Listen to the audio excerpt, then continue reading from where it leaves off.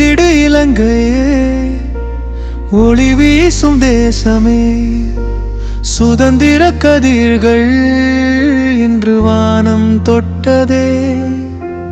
ஒற்றுமைதான் நம் பலம், உழைப்பே நம் அடையாளம்.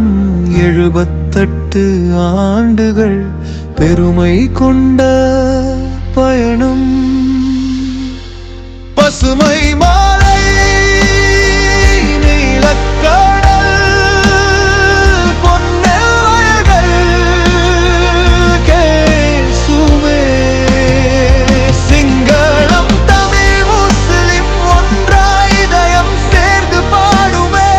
கொடி நிறம் சொல்லும் கதைகள், தைரியம் தந்த காலங்கள், முன்னோர் தந்த சுதந்திரத்தை முன்னேற்றி செல்வோம் நாளங்கள்.